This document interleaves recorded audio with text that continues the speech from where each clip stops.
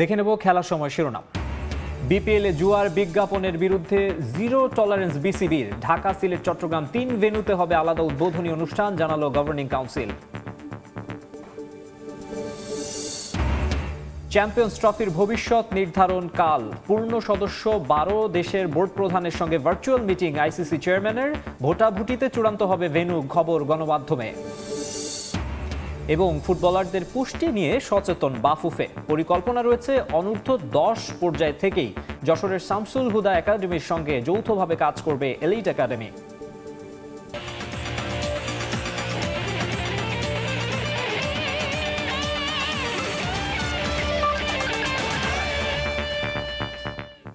দর্শক, খেলার খবর শুরুতেই যাচ্ছি বৈষম্য বিরোধী ছাত্র আন্দোলনের খবরে। বিভিন্ন ছাত্র সংগঠনের সঙ্গে বৈঠক শেষে ব্রিফিং করছেন বৈষম্য বিরোধী ছাত্র আন্দোলনের নেতারা। সরাসরি যাচ্ছি সেখানে। হচ্ছে টোটাল ফেইলিওর, সেজন্যই কিন্তু আমরা প্রশাসনিক কাঠামো ঢেলে সাজানোর জন্য আমরা আজকে সিদ্ধান্ত নিয়েছি। আমরা আজকে এই প্রবলেমগুলি নিয়ে ডিসকাস করেছি যে কেন এই ফেইলিওরটা হয়েছে এবং সেইটা পুনরুদ্ধারের জন্য কি কি পদক্ষেপ নেওয়া যাবে, সেটির জন্য কিন্তু আমরা প্রশাসনিক কাঠামো ঢেলে সাজানোর জন্য আমরা সিদ্ধান্ত নিয়েছি। বা ভাই, আমাদের এখানে ফেসিবাদ বিরোধী আন্দোলনে যারা ভূমিকা পালন করেছে, নেতৃত্ব দিয়েছে, সামনে থেকে যাদের অবদান রয়েছে, আমরা এখানে যারা রয়েছে আপনারা তাদের কাছে প্রশ্ন আপনারা করতে পারেন আজকে মিটিং নিয়ে বা বিভিন্ন বিষয় নিয়ে।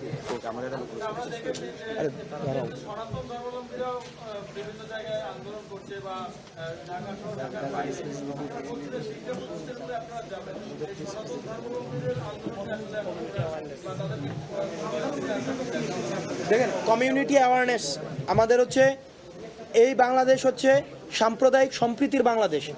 5ই আগস্টের পরে আপনি দেখাতে পারবেন না কোনো একটা মন্দিরে হামলা হয়েছে, কোনো একটা আমাদের যে সংখ্যালঘু বা মাইনরিটি এই শব্দগুলো আমরা ব্যবহার করতে আমরাও বিব্রত বোধ করি। তারা আমাদের ভাই। আপনারা দেখেছেন যে মাদ্রাসা শিক্ষার্থীরা মন্দিরগুলোকে পাহারা দিয়েছে। আমরা কমিটি মানে সামাজিক কমিটির মধ্য দিয়ে দেখেছি যে সংখ্যালঘুদের যেন কোনো ধরনের আক্রমণ না হয়, সেই ব্যবস্থাটি কিন্তু করা হয়েছে। আমাদের যে সাম্প্রদায়িক যে বিভিন্ন উৎসবগুলো হয়, সেই উৎসবগুলো দেখা গিয়েছে নির্বিঘ্নে পালন করা হয়েছে। কিন্তু আমরা বারবার বলছি, বিশ্ব মিডিয়াতে আমাদের বহিঃশক্তির যেই বাংলাদেশের যে আওয়ামী লীগ এখন বিদেশে পালিয়ে আছে, একটা পালানো সরকার, যারা পালিয়ে গিয়েছে তারা বারবার বলে পালানোর পথ পাবে না। তাদের মধ্যে নির্লজ্জ সরকার, নির্লজ্জ লেসপেন্সার, নির্লজ্জ নেতাকর্মী পৃথিবীর ইতিহাসে এরা নাৎসি পার্টি থেকেও খারাপ। নাৎসি পার্টি থেকে ওরা নির্লজ্জ, যে নিজেরা পালিয়ে ভারতে বসে হুঙ্কার দেয় পালানোর জায়গা পাবে না। একটা মানুষের সেলফ স্টিম কত নিচু হতে পারে এটি তার প্রমাণ। তারা বিদেশে বসে তারা ষড়যন্ত্র করছে। এই ষড়যন্ত্রের জায়গা থেকে আমাদের যে সাম্প্রদায়িক যে সম্প্রীতিটি রয়েছে, এই সম্প্রীতিকে নষ্ট করার চেষ্টা করছে। সেই জায়গা থেকে কমিউনিটি অ্যাওয়ারনেসের জন্য আমরা আমাদের জায়গা থেকে আমরা আমাদের যে সংখ্যালঘু যেই ভাইয়েরা রয়েছেন তাদের কাছেও আমরা পৌঁছাবো, এই বার্তাটি দিব যে একটি ধারণা তৈরি করা হয়েছে, এটি আওয়ামী লীগের ধারণা যে শুধুমাত্র আওয়ামী লীগই সংখ্যালঘুদের প্রোটেক্ট করবে। কিন্তু সবচেয়ে যদি দেখেন ইতিহাসে, আওয়ামী লীগই সংখ্যালঘুদের অধিকার সবচেয়ে বেশি হরণ করেছে, তাদের জমি সবচেয়ে বেশি লুণ্ঠন করেছে, স্ক্রিপ্টেড আয়োজন করে তাদের মন্দির ভাঙা হয়েছে এবং সবসময় divide and rule policy create করার জন্য কোনো একটা প্রোগ্রামের আগে তাদের মন্দিরগুলোতে আক্রমণ করা হয়েছে, সেখানে দাড়ি টুপিওয়ালা মানুষদেরকে বিতর্কিত করার জন্য। কিন্তু ভুলে গেলে চলবে না, এই দাড়ি টুপিওয়ালা ভাইয়েরাই কিন্তু যে 5ই আগস্টের পরবর্তীতে সপ্তাহের পর সপ্তাহে রাত জেগে আমাদের সংখ্যালঘু ভাইদের ধর্মীয় উপাসনা এগুলোকে পাহারা দিয়েছে। আমাদের কমিউনিটি অ্যাওয়ারনেসের যে বার্তাটি ছাত্র সংগঠনগুলো তারাও তাদের জায়গা থেকে অব্যাহত রাখবে। চিন্ময় দাস তো উনি ব্যক্তিগতভাবে অপরাধের কারণে ধরছে, এখানে সনাতনীদের উপরে যেটা আপনি বললেন প্রশ্নটা একটু আপনি কারেক্ট করলেন। চিন্ময় দাস ব্যক্তিগতভাবে বাংলাদেশের বিরুদ্ধে ষড়যন্ত্র করতেছিল, সেই কারণে তাকে রাষ্ট্র ধরেছে।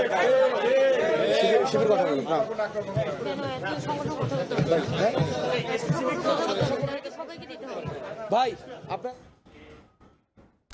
ব্রিফিং করছিলেন বৈষম্য বিরোধী ছাত্র আন্দোলনের অন্যতম সমন্বয়ক হাসনাত আব্দুল্লাহ। আমরা সরাসরি ছিলাম সেখানে। বিপিএল প্রসঙ্গ, 3 ভেন্যুতে 3টি ভিন্ন উদ্বোধনী অনুষ্ঠানের সাক্ষী হতে যাচ্ছে এবারের বিপিএল। 23 ডিসেম্বর হোম অফ ক্রিকেটের পর 25 আর 27 ডিসেম্বর সিলেট, চট্টগ্রামেও থাকবে আয়োজন। পারফর্মারদের নাম চূড়ান্ত না হলেও দর্শক উন্মাদনা বাড়াতে সর্বোচ্চ চেষ্টা চালাচ্ছে খোদ প্রধান উপদেষ্টার দফতর। যে কোনো ধরনের বেটিং অথবা বেটিং সংশ্লিষ্ট বিজ্ঞাপনের বিরুদ্ধে জিরো টলারেন্স ঘোষণা নীতি নির্ধারকদের। বেলুন, লাল গালিচা আর স্মোক কালার বম স্কুলের বার্ষিক প্রতিযোগিতা নয়, বরং এটা বিপিএল এর সবশেষ আসরের উদ্বোধনী পর্ব। অথচ এই বিপিএলই দেশের ঘরোয়া ক্রিকেটের সবচেয়ে বড় আয়োজন। মাঠের ক্রিকেট কিংবা বিদেশি ক্রিকেটারদের উপস্থিতি যেমনই হোক না কেন, ক্রিকেট ভক্তদের উন্মাদনায় ভাটা পড়েনি কখনোই। পাপন পরবর্তী অধ্যায়ে এবার সেই উন্মাদনার প্রত্যাশার পারদ অনেক উঁচু। কতটুকু বাস্তবায়িত হবে নিশ্চিত নয়, তবে এবারের বিপিএল ঘিরে বেশ বড় ধরনের পরিকল্পনা নীতি নির্ধারকদের। প্রথমবারের মতো 3 ভিন্ন ভেন্যুতে হবে 3 উদ্বোধনী অনুষ্ঠান। পাশাপাশি এবারের মাস্কট উন্মোচনেও থাকছে আলাদা পরিকল্পনা। 30 তারিখ থেকে তো শুরু হচ্ছে প্রথম ম্যাচ, তো 30 তারিখের আগেই 3টা ভেন্যুতে আমাদের 3টা ইভেন্ট হবে। আর এছাড়াও কয়েকটা আপনার মানে ছোট ছোট কয়েকটা ইভেন্ট আছে। এইবার একটু ফোকাস করা হচ্ছে প্রচারণার দিকে। শুরুর আয়োজনের মতো ক্রিকেট মাঠেও পরিবর্তনের ছাপ ফেলতে চায় ফারুক আহমেদের বোর্ড। বেটিং সাইট কিংবা স্যারোগেট 11তম আসর হবে এসবের কলঙ্কমুক্ত। ব্রডকাস্টার থেকে 7 ফ্র্যাঞ্চাইজি, কোথাও কোনো জুয়ার বিজ্ঞাপনের সুযোগ থাকবে না নতুন মৌসুমে। একটা কথা শুনেছি যে আগে কোনো একটা টিম মনে হয় করেছিল, পরে কমপ্লেন যাওয়ার পরে তারা এটা উঠে ফেলেছে। তো এটা আমরা প্রথম থেকে এনশিওর করার চেষ্টা করব যেন ওইটা ওইরকম কেউ ইউজ না করতে পারে। ব্রডকাস্টারও সেম। গ্যালারিতে দর্শক উপস্থিতি বাড়াতে টিকিটের মূল্য থাকবে নাগালের ভেতর। অনলাইন টিকিট সিস্টেমের কারণে কালোবাজারিদের দৌরাত্ম্যও কমবে। এখন অপেক্ষা মাঠের ক্রিকেটের। নতুন বোর্ডের অধীনে নতুন শুরুর অপেক্ষায় এই ক্রিকেট উৎসব। সাব্বির মিথুন, সময় সংবাদ, ঢাকা। আইসিসি চ্যাম্পিয়ন্স ট্রফির ভবিষ্যৎ নির্ধারণ হবে মঙ্গলবার। জরুরি মিটিংয়ের ডাক দিয়েছে বিশ্ব ক্রিকেটের নিয়ন্ত্রক সংস্থা। ভার্চুয়াল সভায় আইসিসি চেয়ারম্যান গ্রেগ বার্কলি সহ উপস্থিত থাকবেন পূর্ণ সদস্য 12 দেশের বোর্ড প্রধানরা। ভোটাভুটিতে নির্ধারণ হবে এই ইভেন্টের ভেন্যু। বিভিন্ন গণমাধ্যমে এই মিটিংয়ের কথা বলা হলেও পিসিবি বিষয়টি পুরোপুরি অস্বীকার করেছে। পাকিস্তানি গণমাধ্যমের খবর, এমন কোনো মিটিংয়ের কথা নাকি জানেই না পিসিবি। টুর্নামেন্ট শুরু হতে বাকি 3 মাসেরও কম সময়, কিন্তু এখনও চ্যাম্পিয়ন্স ট্রফির আয়োজক নিয়ে কাটেনি ধোঁয়াশা, বরং দিন দিন তা আরও জটিল হচ্ছে। চ্যাম্পিয়ন্স ট্রফি নিয়ে এই অচলাবস্থার মূল কারণ ভারতের গোয়ার্তুমি। পাকিস্তানে দল পাঠাতে চায় না তারা। অন্যদিকে এশিয়া কাপের মতো হাইব্রিড মডেলে এই ইভেন্ট আয়োজন করতে চায় না পিসিবি। এই ইস্যুতে আইসিসি দৃশ্যমান কোনো পদক্ষেপ না নেয়ায় তাদের অবস্থানও প্রশ্নবিদ্ধ। ভারতকে আইসিসি সমর্থন করছে এমনটাও বলছেন অনেকেই, কারণ এখনও চ্যাম্পিয়ন্স ট্রফির সূচি ঘোষণা করা হয়নি। সমস্যা সমাধানে অবশেষে উদ্যোগ নিয়েছে আইসিসি, তবে এখানেও ভিন্ন ভিন্ন তথ্য পাওয়া যাচ্ছে। ভারতীয় গণমাধ্যমের খবর, মঙ্গলবার এক জরুরি মিটিংয়ে ডাক দিয়েছে বিসিসিআই ও আইসিসি। ভার্চুয়াল সভায় আইসিসি চেয়ারম্যান গ্রেগ বার্কলি সহ উপস্থিত থাকবেন পূর্ণ সদস্য 12 দেশের বোর্ড প্রধানরা। মোট 17 জনের উপস্থিতিতে হবে ভোটাভুটি। সেখানেই নির্ধারিত হবে আইসিসি চ্যাম্পিয়ন্স ট্রফি আয়োজনের ফরম্যাট। তবে মজার বিষয় হলো, পিসিবি বলছে এই মিটিংয়ের বিষয়ে তারা কিছুই জানে না, যার কারণে আদৌ এই মিটিং হবে কিনা সেটা নিয়েও তৈরি হয়েছে ধোঁয়াশা। অবশ্য পিসিবি নিজেদের অবস্থানে অনড়। 1300 কোটি পাকিস্তানি রুপি দিয়ে তারা আসরের 3 প্রস্তাবিত ভেন্যু সংস্কার করেছে, যে কাজও প্রায় শেষ পর্যায়ে। নিজেদের মাটিতে চ্যাম্পিয়ন্স ট্রফি আয়োজন না করতে পারলে বড় অঙ্কের আর্থিক ক্ষতির মুখে পড়বে তারা। গণমাধ্যমে গুঞ্জন, হাইব্রিড মডেলে ভারত তাদের ম্যাচগুলো সংযুক্ত আরব আমিরাতে খেলতে চায়, কিন্তু নাম প্রকাশ না করার শর্তে পিসিবির একজন মুখপাত্র বলেছেন কোনোভাবেই তারা হাইব্রিড মডেলে আসর আয়োজন করবে না। বিসিসিআইয়ের পক্ষ নিয়ে আইসিসিও কিছুটা বিপাকে। ভেন্যু পরিবর্তন করলে চ্যাম্পিয়ন্স ট্রফি বয়কট করবে পিসিবি, আর পাকিস্তান এই ইভেন্টে না খেললে সম্প্রচার প্রতিষ্ঠান আর্থিকভাবে ক্ষতিগ্রস্ত হবে। শেষ পর্যন্ত সেটা হলে আইনি লড়াই যাওয়ার হুমকিও দিয়ে রেখেছে ব্রডকাস্টাররা। সাজিদ মুস্তাহিদ, সময় সংবাদ। নারী বিশ্বকাপে সরাসরি খেলতে হলে আয়ারল্যান্ডের বিপক্ষে সবগুলো ম্যাচে জিততে হবে বাংলাদেশকে। তবে এখনই ক্লিন সুইপের কথা বলে ক্রিকেটারদের চাপে ফেলতে চায় না টিম ম্যানেজমেন্ট। প্রথম ম্যাচ নিয়েই আপাতত ভাবনা নারী উইংয়ের ইনচার্জ হাবিবুল বাশার সুমনের। এদিকে ম্যাচ বাই ম্যাচ পরিকল্পনা সাজাচ্ছেন ক্রিকেটাররা, আছে ব্যক্তিগত কিছু লক্ষ্য। তবে দিন শেষে ক্রিকেটার থেকে ম্যানেজমেন্ট সবার চিন্তাতেই ঘুরছে হোয়াইট ওয়াশ। দীর্ঘদিন পর ঘরের মাটিতে ওয়ানডে সিরিজ বাংলাদেশ নারী দলের। আইসিসির বর্তমান সাইকেলে যা সেকেন্ড লাস্ট সিরিজ বাংলাদেশের সামনে। আইরিশদের বিপক্ষে 3টা ম্যাচের পর বাকি থাকবে উইন্ডিজের বিপক্ষে আরও 3খানা খেলা, যা নিয়ে এবার আগে থেকেই একটু বাড়তি মনোযোগ লাল সবুজের। কারণটাও পরিষ্কার, এই সাইকেলের শেষ 6 ম্যাচের 5টিতে জিতে গেলেই আগামী নারী ওয়ানডে বিশ্বকাপে সরাসরি খেলার সুযোগ পাবে বাংলাদেশ। না হলে খেলতে হবে বাছাই পর্ব। আর এই বিষয়টাই এখন মুখ্য লাল সবুজের নারীদের জন্য। যে কোনো মূল্যে তাই ঘরের মাঠে আইরিশদের হোয়াইট ওয়াশ করতে চায় তারা। তবে ম্যানেজমেন্টের সুপ্ত বাসনায় ক্লিন সুইপ থাকলেও মুখে সে কথা বলছেন না। ক্রিকেটারদের উপর চাপ না বাড়িয়ে আপাতত প্রথম ম্যাচটাকেই পাখির চোখ করেছেন ওয়েং ইনচার্জ হাবিবুল বাশার। আমাদের জন্য খুবই গুরুত্বপূর্ণ সিরিজ এটা। ওয়ার্ল্ড কাপে কোয়ালিফাইংয়ের জন্য আমাদের 6টি ম্যাচ বাকি আছে, আয়ারল্যান্ডে 3টি এবং ওয়েস্ট ইন্ডিজের সাথে 3টি। এই 3টি ম্যাচের মধ্যে আমাদের যদি সম্ভব হয় অ্যাটলিস্ট 5টা ম্যাচ জিতলে আমরা মোটামুটি কোয়ালিফাই করার জন্য কনফার্ম হয়ে যাব। বাট সেই জন্য আমাদের এই সিরিজটা ভালো শুরু করাটা খুব ইম্পর্টেন্ট। আমরা এখনই 3টা ম্যাচ জেতার নিয়ে মাথায় নিয়ে শুরু করতে চাই না, চাচ্ছিও না। আমরা ম্যাচ বাই ম্যাচ এগোতে চাই।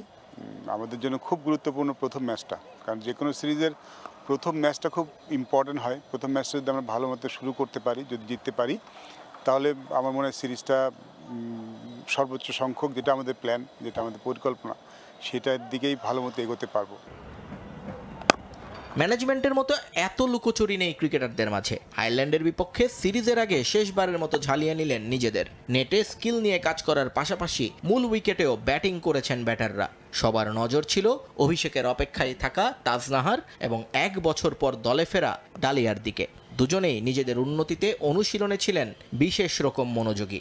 দুজনের পরিস্থিতি ভিন্ন হলেও লক্ষ্যটা একই, যে কোনো মূল্যে 3 ম্যাচেই হারাতে চান আইরিশদের। থাকছে ব্যক্তিগত কিছু লক্ষ্য।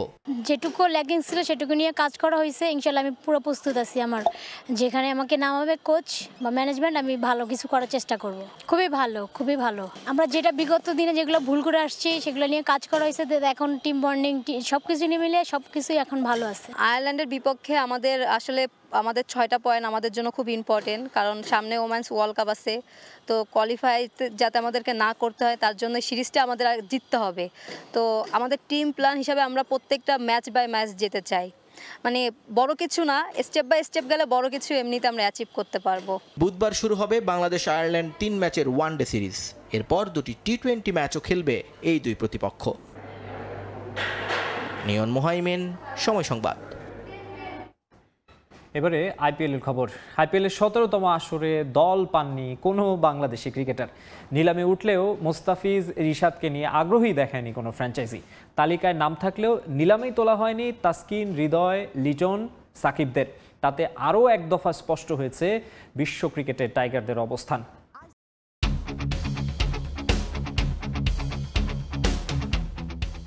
জেদ্দার আবাদিয়াল জোহার অ্যারেনায় প্রায় 1000 কোটি রুপির নিলাম। চাকচিক্য সঙ্গে আভিজাত্য। আইপিএলই তো আলাদা একটা ব্র্যান্ড, তবে সেখানে সুবাস ছড়াতে পারেননি কোনো টাইগার ক্রিকেটার। এবারের আইপিএলের অকশনে ছিলেন 12 বাংলাদেশি, তবে সবচাইতে প্রত্যাশা বেশি ছিল যাকে নিয়ে, যিনি নিলামে ওঠা মানেই দল ছিল নিশ্চিত। অন্তত 2016 সাল থেকেই এমনটা হয়ে আসছিল। 2 কোটি ভিত্তিমূল্যতে সেই মোস্তাফিজকে নিয়ে আগ্রহ দেখায়নি কোনো ফ্র্যাঞ্চাইজি। মূলত আগামী 3 আসরের জন্য টাইগার কাটার মাস্টারকে নিয়ে ঝুঁকি নিতে রাজি নয় কেউই। রিশাদকে নিয়েও প্রত্যাশা ছিল বাংলার সমর্থকদের, কারণ লেগ স্পিনের পাশাপাশি ব্যাটিংটাও বেশ ভালোই পারেন রিশাদ। কিন্তু আইপিএল যে অন্য লেভেলের, তাই হয়তো রিশাদও নেই কারো পরিকল্পনায়। তার উপর ভারতের মাটিতে সবশেষ টি20 সিরিজে থুকেছেন রিশাদ। বিষয়টি এমন নয় টাইগার ক্রিকেট বলে এমনটা, বরং এটাই এখন বাস্তবতা। বিশ্ব ক্রিকেটের টেস্ট স্ট্যাটাসের 2 যুগ পার হলেও এখনও নিজেদের অবস্থানই করে নিতে পারেনি বাংলাদেশ। ক্রিকেটারদের নেই পারফরমেন্সের ধারাবাহিকতা, ব্যাটিং বোলিং তো চাচ্ছে তাই।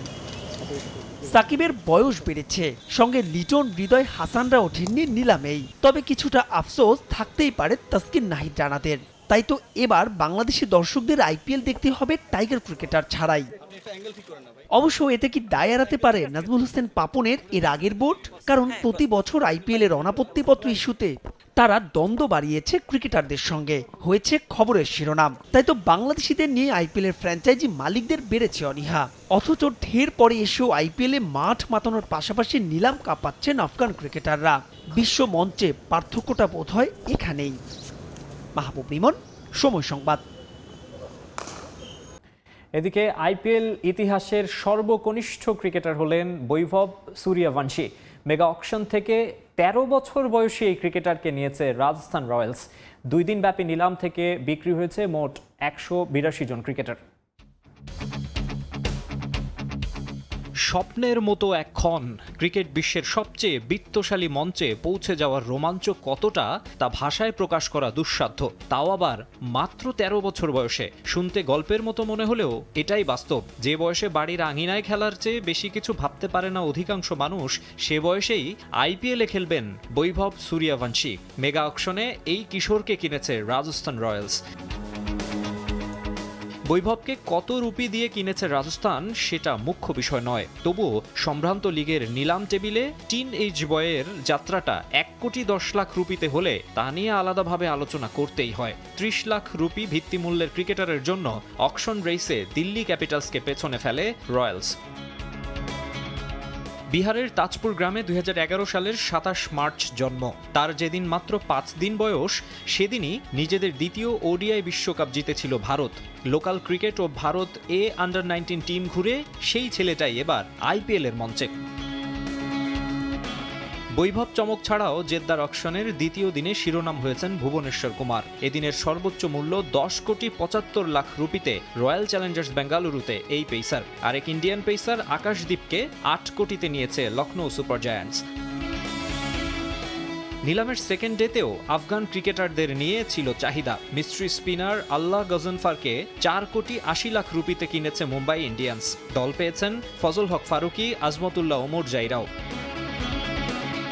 2 দিনে মোট বিক্রিত ক্রিকেটারের সংখ্যা 182। 10 ফ্র্যাঞ্চাইজির খরচ মোট 639,15,00,000 রুপি। তবে এত অর্থের ঝনঝনানির মাঝেও অবিকৃত থেকে গেছে বেশ কিছু বড় নাম। Steven Smith, David Warner, Kane Williamson, Glenn ফিলিপসদের হতাশই করেছে IPL mega auction. Maksum Alam Khan, সময় সংবাদ। জানাবো ফুটবলের খবর। এলিট একাডেমি নিয়ে যশোরের শামসুল হুদা একাডেমির সঙ্গে যৌথ উদ্যোগে কাজ করার পরিকল্পনা বাফুফের। শিগগিরই এই বিষয়ে আনুষ্ঠানিক ঘোষণা আসবে বলে জানিয়েছেন development committee chairman Naser Shahriar Zahedi. একাডেমির ফুটবলারদের যথাযথ পুষ্টির বিষয়টি এবার বাড়তি গুরুত্বের সঙ্গে দেখছে বাফুফে। এছাড়াও অনূর্ধ্ব 16-র পরিবর্তে 10 অথবা 12 বছর থেকেই এই কার্যক্রম শুরু করতে চান ডেভেলপমেন্ট কমিটির চেয়ারম্যান। আধুনিক ফুটবলে একাডেমি ব্যতীত ডেভেলপমেন্টের বিকল্প নেই। দায়িত্ব বুঝে নিয়েই এই জায়গায় হাত দিয়েছে বাফুফের নতুন নির্বাহী কমিটি। নানা প্রতিবন্ধকতায় প্রায় বন্ধ হতে চলা এলিট একাডেমির জন্য তৈরি করা হচ্ছে নিদারুণ কিছু পরিকল্পনা। শামসুল হুদা ফুটবল একাডেমি দেশের প্রেক্ষাপটে উদাহরণ, যার চেয়ারম্যান এখন বাফুফের ডেভেলপমেন্ট কমিটি প্রধান। এই সুযোগ কাজে লাগাতে চায় ফেডারেশন। আলোচনা চলছে এলিট একাডেমি নিয়ে শামসুল হুদা একাডেমির সঙ্গে যৌথ উদ্যোগে কাজ করার। শামসুল হুদা একাডেমির যে ফ্যাসিলিটি আছে এটা কিন্তু আসলেই ব্যাপক। তো ওটাকে আমরা আরও ভালোভাবে কিভাবে কাজে লাগাতে পারি, বিশেষ করে আপনার এই আন্ডার-17, আন্ডার-15, এই প্লেয়ারদেরকে, এই খেলোয়াড়দেরকে গড়ে তুলতে হলে আমার মনে হয় সেখানে আমরা একটা পারস্পরিক একটা সহযোগিতামূলক অবস্থানেও আমরা যেতে পারবো। ফুটবলার ডেভেলপমেন্টের জন্য শিশু বয়স থেকে তার পুষ্টিমান নিশ্চিত করা অতি জরুরি। যদিও এই চর্চা একেবারেই নেই আমাদের দেশে, তবে এই বিষয়টি এবার গুরুত্ব সহকারে দেখছে বাফুফে। একাডেমি ফুটবলারের জন্য একজন পুষ্টিবিদ রাখার পরিকল্পনা ডেভেলপমেন্ট কমিটির। আপনি যখন বাচ্চাদের নিয়ে কাজ করবেন, এদের নিউট্রিশনটা একটা প্রাইম ফ্যাক্টর। তাদেরকে গড়ে তুলতে হলে একদিকে প্রশিক্ষণ, অন্যদিকে পুষ্টি। এই পুষ্টি এবং প্রশিক্ষণ দুটোই তাদের দরকার। তো সেক্ষেত্রে একজন স্পোর্টস নিউট্রিশনিস্টের পরামর্শ যদি আপনি নিতে পারেন বা তাদের গাইডেন্সে থাকতে পারেন, সেটা তো অবশ্যই সাহায্য করবে। ডেভেলপমেন্ট প্রক্রিয়া নিয়েও ভুল পথে বাংলাদেশ। যে বয়স থেকে খুদে ফুটবলার তৈরির প্রকৃত সময় আমাদের এখানে তা শুরু হয় বহু বছর পর। পরিণত বয়সে এসে পর্যাপ্ত কোচিং দিয়েও তাদের বেসিক বদলানো হয়ে ওঠে অসম্ভব। এলিট একাডেমিতে তাই এই বিষয়টি এবার পেয়েছে আলাদা গুরুত্ব। I think time has come যে আমরা এই 10-12 বছর বয়স থেকে তাদেরকে সংযুক্ত করার ক্ষেত্রে আমাদের একটা চিন্তা করতে হবে। তাদের যে নিউট্রিশন ডেফিসিয়েন্সিটা থাকে, আপনি যদি ওইটাকে ইমপ্রুভ করতে চান তাহলে যত ছোট থেকে নিয়ে আপনি তাদেরকে better environment and better nutrition দিতে পারবেন, ততই তারা নিজেদেরকে ভালোভাবে গড়ে তুলতে পারবে। একাডেমি ফুটবলারদের সঠিক গাইডলাইনের জন্য কোচিং প্যানেলেও আসছে পরিবর্তন। একজন বিদেশি কোচের পাশাপাশি দেশি কোচ রাখার পক্ষে ডেভেলপমেন্ট কমিটির চেয়ারম্যান। আমাদের দেশি কোচদেরও প্রাধান্য থাকতে হবে, কারণ তারা যথেষ্ট আন্তরিকতার সাথে কাজ করেন। সেই সাথে বিদেশি কোচেরও যদি একটা গাইডেন্স থাকে, তো এই দুটোর সমন্বয় হলে আমার মনে হয় সব থেকে ভালো হয়। এস.এম. ইকবাল, সময় সংবাদ, ঢাকা। টানা দ্বিতীয়বারের মতো নারী সাফ চ্যাম্পিয়নশিপের শিরোপা অর্জনে বড় ভূমিকা রেখেছে ময়মনসিংহের কলসিন্দুর গ্রামের 6 কিশোরী। এই স্বর্ণকন্যাদের জমকালো আয়োজনের মধ্য দিয়ে বরণ করে নিয়েছে এলাকাবাসী। হোসেন আলীর ছবিতে উবায়দুল হকের রিপোর্ট। গার্ড অব অনার দিয়ে 6 স্বর্ণকন্যাকে আনা হয় সংবর্ধনা স্থলে। স্লোগান আর ঢোলের তালে মুখরিত গোটা এলাকা। এরপর লাল গালিচা দিয়ে তোলা হয় লাল সবুজে রাঙানো মঞ্চে। এভাবেই টানা দ্বিতীয়বারের মতো নারী সাফজয়ী দলের 6 সদস্য সানজিদা আক্তার, মারিয়া মান্ডা, তহুরা খাতুন, শামসুন্নাহার সিনিয়র, শামসুন্নাহার জুনিয়র ও শিউলি আজিমকে রাজস্বিক সংবর্ধনা দেয়া হয় তাদের এলাকা ময়মনসিংহের ধোবাউড়ায়। সোমবার বিকেলে ধোবাউড়া বহুমুখী উচ্চ বিদ্যালয় খেলার মাঠে এই সংবর্ধনার আয়োজন করে কীর্তিমান কিশোরী ফুটবলার সংবর্ধনা আয়োজক কমিটি। তারকা খেলোয়াড়দের এক নজর দেখতে ছুটে আসে শিক্ষার্থী সহ বিভিন্ন শ্রেণী পেশার মানুষ। হাত নেড়ে তাদেরকে অভিবাদন জানান সানজিদা, তহুরারাও। জন্মস্থানে এমন রাজকীয় সংবর্ধনা পেয়ে উচ্ছ্বসিত কলসিন্দুর কন্যারা। আজকের প্রথম নিজের এলাকায় সংবর্ধনা পাচ্ছি, তো অনেক ভালো লাগছে। তো অবশ্যই লক্ষ্য এখন এসেতে ভালো কিছু করে, আর অবশ্যই তো হ্যাট্রিক চ্যাম্পিয়ন হওয়ার লক্ষ্য তো আমাদের থাকবেই। তো আমরা আমাদের মতো প্র্যাকটিস করে যাব, আর ইনশাআল্লাহ সামনে ভালো কিছু দেখতে পারবো। আমরা যেভাবে উঠে আসছি সেভাবে যদি এখন ধারাবাহিকতা ধরে রাখে, তাহলে আমাদের থেকে আরো ভালো ভালো প্লেয়ার উঠে আসবে। সংবর্ধনা পাইলে আমাদের জন্য অনেক ভালো লাগে যে আমাদের এলাকা আমাদের জন্য অনেক কিছু করতেছে। সংবর্ধনা অনুষ্ঠানে হাজির হন জাতীয় ফুটবল দলের সাবেক অধিনায়ক আমিনুল হক ও ক্রীড়া সংগঠক ইশরাক হোসেন। তারা মনে করেন আগামী দিনে নারী ফুটবলকে আরো সমৃদ্ধ করতে বড় ভূমিকা রাখতে হবে বাফুফেকে। খেলোয়াড়দেরকে কিভাবে পেশাদারি মনোভাব এবং তাদের পরিবারের প্রতি যদি নজর রাখে এবং তারা যদি আর্থিক কষ্ট কিংবা দারিদ্রতা থেকে বের হয়ে আসতে পারে, তাহলে আমার কাছে মনে হয় যে টোটাল বাংলাদেশে একটা পজিটিভ মেসেজ যাবে মেয়েদের ফুটবলের জন্য। ক্রীড়াঙ্গনকে যাতে রাজনীতিকরণ না করা হয়, দলীয়করণ না করা হয়, এটা উন্মুক্ত থাকবে, রাজনীতির ঊর্ধ্বে থাকবে, দলীয়করণের ঊর্ধ্বে থাকবে। এরা আমাদের দেশের অ্যাসেট, তারা আমাদের দেশের গর্ব। এদিকে মেয়েদের প্রশিক্ষণে কলসিন্দুরে পৃথক একাডেমি করার পরিকল্পনার কথা জানান আয়োজক কমিটির প্রধান। মানসিক সাপোর্ট দরকার, তাদের খেলার প্রশিক্ষণ দরকার, তাদের লজিস্টিক সাপোর্ট দরকার। সেই সাপোর্টগুলো দেওয়ার ক্ষেত্রে আমি আমার অবস্থান থেকে যা যা করণীয় আমি সেটা ইনশাল্লাহ করব। কনসার্ট ফর কলসিন্দুর শিরোনামে মনোজ্ঞ সাংস্কৃতিক অনুষ্ঠানের মধ্য দিয়ে শেষ হয় সংবর্ধনা অনুষ্ঠান। ওবায়দুল হক, সময় সংবাদ, ময়মনসিংহ। বঙ্গবন্ধু স্টেডিয়ামের কথা মাথায় রেখেই দেশের মাটিতে অনূর্ধ্ব 20 নারী সাফ চ্যাম্পিয়নশিপের পরিকল্পনা সাজাচ্ছে বাংলাদেশ ফুটবল ফেডারেশন। তবে ফেব্রুয়ারির আগে ফ্লাড লাইট সহ মাঠের অন্যান্য কাজ সম্পন্ন না হলে সেই ক্ষেত্রে সাফ কর্তৃপক্ষের সিদ্ধান্ত মেনে নিতে বাধ্য হবেন বলে জানিয়েছেন নারী উইংয়ের চেয়ারম্যান মাহফুজা আক্তার কিরণ। এছাড়া 1 ডিসেম্বর থেকে শুরু হবে নারীদের ক্যাম্প। আগামী মাসে কোচ পিটার বাটলারের সঙ্গেও বাড়ানো হতে পারে চুক্তির মেয়াদ। ফেব্রুয়ারিতে দেশের মাটিতে হওয়ার কথা অনূর্ধ্ব 20 নারী সাফ চ্যাম্পিয়নশিপ। দক্ষিণ এশিয়ার শ্রেষ্ঠত্বের আসর দিয়ে প্রায় 5 বছর পর বঙ্গবন্ধু স্টেডিয়ামে আন্তর্জাতিক টুর্নামেন্ট ফেরাতে চায় বাফুফে। যদিও আসরের আগে মাঠ পাওয়া নিয়ে শঙ্কায় ফেডারেশন। আমরা হোস্ট হয়েছিলাম শুধুমাত্র বঙ্গবন্ধুতে খেলবো বলেই। ওখান থেকে যতটুকু ইনফরমেশন তখন ছিল যে ডিসেম্বরের ভিতরেই মাঠ হবে, কিন্তু ফ্লাড লাইট ছাড়া কিন্তু সাফ খেলা যাবে না, কারণ সাফের খেলা প্রতিদিন 2টা খেলা, প্রতিদিন 2টা খেলা হলে ফ্লাড লাইট মাস্ট। তো আমি এখন জানি না যে ফেব্রুয়ারিতে ফ্লাড লাইট হবে কিনা, আদারওয়াইজ সাফ উইল ডিসাইড কি করবে তারা। অনূর্ধ্ব-20 নারী সাফের বর্তমান চ্যাম্পিয়ন বাংলাদেশ। ঘরের মাঠে এবারও সেই তকমা ধরে রাখতে চায় লাল সবুজ। প্রস্তুতি নেওয়া শুরু করবে আসর শুরুর প্রায় 2.5 মাস আগ থেকে। আমরা এখন পর্যন্ত যেটা সিদ্ধান্ত নিয়েছি সেটা হচ্ছে আমাদের ক্যাম্প শুরু হবে 1 ডিসেম্বর থেকে। ট্রেনিং কোথায় হবে এটা এখনো ডিসাইড করা হয়নি। ট্রেনিং হয়তো আপাতত বসুন্ধরাতেও হতে পারে বা ঘাসের মাঠ অথবা আবাহনীতে হতে পারে। ঘাসের মাঠেই করব যেখানেই করি। এদিকে সাফে জাতীয় দলের হেড কোচ পিটার বাটলারের সঙ্গে নারীদের দ্বন্দ্বের কথা উঠে আসে গণমাধ্যমে। শিরোপা জিতিয়ে পিটারও দিয়েছিলেন দায়িত্ব ছাড়ার ঘোষণা। তবে মিটমাট হয়েছে সবকিছু। ঘরের মাঠে তার অধীনেই সাফ খেলানোর ব্যাপারে আশাবাদী বাফুফে। উনিও পজিটিভ, আমরাও পজিটিভ। এখন পর্যন্ত এই জায়গাটাই আছি। যখন ওর কন্ট্যাক্টটা শেষ হবে then both side will discuss and decide. আগামী বছরের 11 ফেব্রুয়ারি শুরু হবে অনূর্ধ্ব-20 নারী সাফ চ্যাম্পিয়নশিপ, যা চলবে 19 ফেব্রুয়ারি পর্যন্ত। তামিম হোসেন, সময় সংবাদ, ঢাকা। ফুটবলের আরও খবর। নতুন মৌসুমে হারানো গৌরব ফিরে পেতে বদ্ধপরিকর ঐতিহ্যবাহী আবাহনী মোহামেডান। প্রথম লিগ শিরোপা জেতা ছাড়াও ফেডারেশন কাপের শ্রেষ্ঠত্ব পুনরুদ্ধার করতে চায় সাদা কালোরা। আকাশী নীলরাও দেখছে বড় স্বপ্ন, তবে তাদের দুশ্চিন্তা দলে বিদেশি ফুটবলার না থাকা। যদিও দেশি ফুটবলারদের উপর আবাহনীর রয়েছে শতভাগ আস্থা। আবাহনী মোহামেডানের যে ফুটবলের যে আমেজটা সেটা এখনও কাটেনি, এবং এটা কাটতে বসুন্ধরাকে আরও 20 বছর কষ্ট করতে হবে, আরও 20 বছর চ্যাম্পিয়ন হইতে হবে বসুন্ধরাকে, তারপর আবাহনী মোহামেডানের কাতারে আসতে হবে। গেল মৌসুমে ট্রেবল জয়ী বসুন্ধরা কিংস, টানা 5 লিগ শিরোপা জয়ের কীর্তি আছে তাদের। মাঠেও বেশ ভালোই দর্শক সমর্থন পায় কিংস। তবে মারুফুল হকের মতে এখনও দেশের ঘরোয়া ফুটবলের জনপ্রিয়তায় আবাহনী মোহামেডানের ধারে কাছেও নেই বসুন্ধরা কিংস।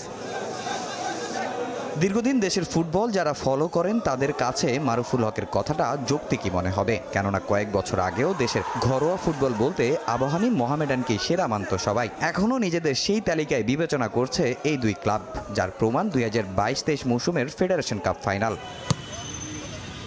কদিন বাদেই শুরু হচ্ছে ঘরোয়া ফুটবলের নতুন মৌসুম। প্রস্তুতি নেওয়া শুরু করেছে ক্লাবগুলো। মোহামেডানও ব্যস্ত শেষ মুহূর্তের প্রস্তুতিতে। যদিও চ্যালেঞ্জ কাপ হেরে মৌসুমের শুরুতেই বড় ধাক্কা খেয়েছে তারা, তবে লিগ ও ফেডারেশন কাপে ঘুরে দাঁড়াতে বদ্ধপরিকর সাদা কালোরা। যে কোনো টুর্নামেন্ট হোক মোহামেডান ভালো কিছু করার আশা করে।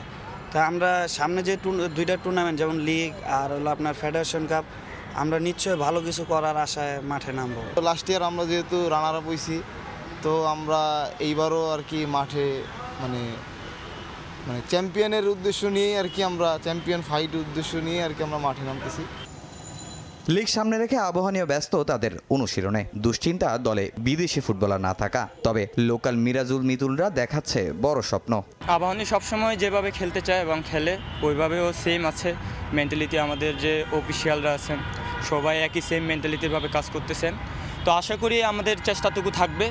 আবাহনী একটা ব্র্যান্ড, অনেক আগে থেকেই জার্সিটা পরছি, যে জার্সিটা সম্মানটা রাখতে তো পারবো বা দর্শককে খুশি দিতে পারবো বা খেলা ভালো একটা খেলা উপহার দিতে পারবো, বাট আমাদের টার্গেট আছে প্রথম ম্যাচটা নিয়ে।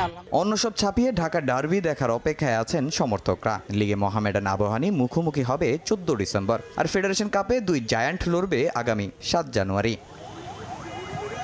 তামিম হোসেন, সময় সংবাদ, ঢাকা।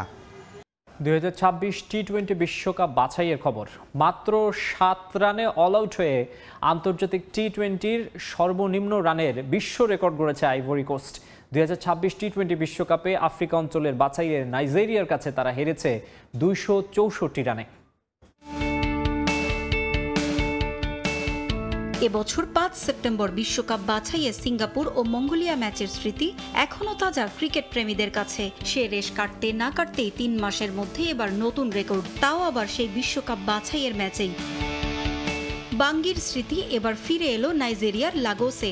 আফ্রিকা অঞ্চলের বিশ্বকাপ বাছাইয়ে এদিন মুখোমুখি হয়েছিল নাইজেরিয়া ও আইভরি কোস্ট। টস জিতে ব্যাটিংয়ে নামে স্বাগতিকরা। উদ্বোধনী জুটিতেই 128 রান তোলেন দুই ওপেনার সুলাইমান ও সেলিম সালু। সুলাইমান 50 রানে আউট হলেও 53 রানে 112 রানের চমৎকার ইনিংস উপহার দেন সেলিম। এছাড়া 65 রান করেন ইসাক। নাইজেরিয়ার ব্যাটসম্যানদের দাপটের সামনে অসহায় আত্মসমর্পণ করা ছাড়া যেন কোনো উপায় ছিল না আইভরি কোস্ট বোলারদের। আফ্রিকা অঞ্চলে দিদিয়ার দ্রগবার মতো ফুটবলাররা নিজেদের অসামান্য দক্ষতায় আইভরি কোস্টকে উপহার দিয়েছেন অনেক সাফল্য। তবে পাল্টা চিত্র দেশটির ক্রিকেটে। নাইজেরিয়ার 4 উইকেটে 271 রানের জবাবে মাত্র 7 রানে অল আউট হয়ে সর্বনিম্ন রানে অল আউট হওয়ার বিশ্ব রেকর্ড গড়েছে আইভরি কোস্ট। দলটির হয়ে সর্বোচ্চ 4 রান করেছেন কোতারা মোহাম্মদ। পাড়ার ক্রিকেট তো নয়, কোনো দেশের ঘরোয়া প্রতিযোগিতাও নয়, রীতিমতো আন্তর্জাতিক ক্রিকেট ম্যাচেই একটি দল মাত্র 7 রানে অল আউট হয়ে গেছে, তাও এমন ম্যাচে যেটাতে প্রতিপক্ষ দল 20 ওভারে ব্যাট করে তুলেছে 271 রান। বিশ্বকাপ বাছাইয়ে 23 নভেম্বরও সিয়েরা লিওনের বিপক্ষে মাত্র 21 রানে অল আউট হয়ে গিয়েছিল এই আইভরি কোস্ট। আইভরি কোস্ট ছাড়াও এবছর এমন ঘটনা হয়েছে আরও 5 বার। সেপ্টেম্বরে সিঙ্গাপুরের বিপক্ষে মঙ্গোলিয়া আউট হয় মাত্র 10 রানে। এর আগে গত বছর আইল অফ ম্যান স্পেনের বিপক্ষে গুটিয়ে যায় 10 রানেই। সর্বনিম্ন রানে মঙ্গোলিয়া এবছর অল আউট হয়েছে আরও 2 বার। একবার 12 রানে জাপানের বিপক্ষে, আরেকবার হংকংয়ের সামনে অল আউট হয় 17 রানে। এছাড়াও এবছর তানজানিয়ার বিপক্ষে 18 রানে অল আউট হয়ে যাওয়ার রেকর্ড আছে মালির। বিশ্বকাপ বাছাইয়ে দলগুলোর এমন বিবর্ণ পারফরম্যান্স ও দৈন্য দশায় হতাশ সমর্থকরাও। পারভিন আক্তার, সময় সংবাদ। আবারও স্বাগত খেলার সময়ে। আবারও ফুটবল। মৌসুমের মাঝপথে হঠাৎ দুঃসংবাদ পেল রিয়াল মাদ্রিদ। হ্যামস্ট্রিংয়ের চোটে 1 মাসের জন্য ছিটকে গেলেন ভিনিসিয়াস জুনিয়র। এক বিবৃতিতে বিষয়টি নিশ্চিত করেছে লা লিগা ও তার ক্লাব রিয়াল মাদ্রিদ। চোট গুরুতর হওয়ায় খেলার জন্য ফিট হতে কমপক্ষে 3 থেকে 4 সপ্তাহ সময় লাগতে পারে এই ব্রাজিলিয়ান তারকার। গত মৌসুমেও একই চোটে পড়েছিলেন তিনি। চ্যাম্পিয়ন্স লিগে লিভারপুল ম্যাচের পর আতালান্তার বিপক্ষে ম্যাচেও ভিনিকে পাবে না রিয়াল। 1 মাস মাঠের বাইরে থাকলে লা লিগায়ও 3টি ম্যাচ মিস করতে পারেন ভিনিসিয়াস। হাই ভোল্টেজ ম্যাচে ভিনিসিয়াসের না থাকাটা ভোগাতে পারে রিয়াল মাদ্রিদকে। জাঁকজমকপূর্ণ আয়োজন আর উৎসাহ উদ্দীপনার মধ্য দিয়ে দিনাজপুরে শুরু হলো শামসুজ্জামান চৌধুরী খোকা ভাই স্মৃতি ফুটবল টুর্নামেন্ট। দিনাজপুর গোর এ শহীদ বড় ময়দানে উদ্বোধনী খেলায় মুখোমুখি হয় বড় মাঠ ও শশরা একাদশ। শশরা একাদশের বিপ্লব প্রথমার্ধে দলের হয়ে 2 গোল করেন। শেষ পর্যন্ত ওই ব্যবধানেই জয় তুলে নেয় শশরা একাদশ। প্রতিদ্বন্দ্বিতাপূর্ণ ম্যাচ মাঠে বসে উপভোগ করেন হাজারো ফুটবল প্রেমী দর্শক। টুর্নামেন্টের উদ্বোধন করেন দিনাজপুর জেলা বিএনপির সাধারণ সম্পাদক বখতিয়ার আহমেদ কোচি। দিনাজপুর পৌর বিএনপির আয়োজনে টুর্নামেন্টে অংশ নিচ্ছে 8টি দল। দীর্ঘ 8 বছর পর পুরান ঢাকার ঐতিহ্যবাহী পগুজ স্কুল মাঠে বিজয় দিবস উপলক্ষে আয়োজিত হলো বিশেষ ফুটবল টুর্নামেন্ট। মাদক থেকে যুব সমাজকে দূরে রাখতে এবং পুরান ঢাকার ঐতিহ্য ফিরিয়ে আনতে স্থানীয়দের নিয়ে এমন ফুটবল টুর্নামেন্টের আয়োজন। রাজনৈতিক প্রভাবের কারণে গেল 8 বছর পগুজ স্কুল মাঠ ব্যবহার করতে পারত না স্থানীয় বাসিন্দারা। তবে বদলে যাওয়া পরিস্থিতিতে আবারও খেলার মাঠে ফিরেছে তারা।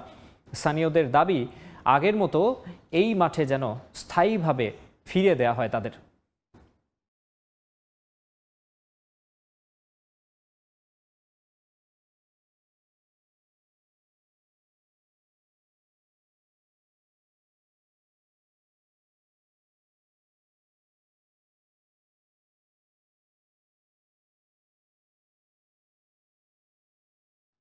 এ পর্যায়ে খেলার সময় শীর্ষ সংবাদ জানিয়ে দিচ্ছে আরেকবার। বিপিএলে জুয়ার বিজ্ঞাপনের বিরুদ্ধে জিরো টলারেন্স বিসিবির। ঢাকা, সিলেট, চট্টগ্রাম 3 ভেন্যুতে হবে আলাদা উদ্বোধনী অনুষ্ঠান, জানালো গভর্নিং কাউন্সিল।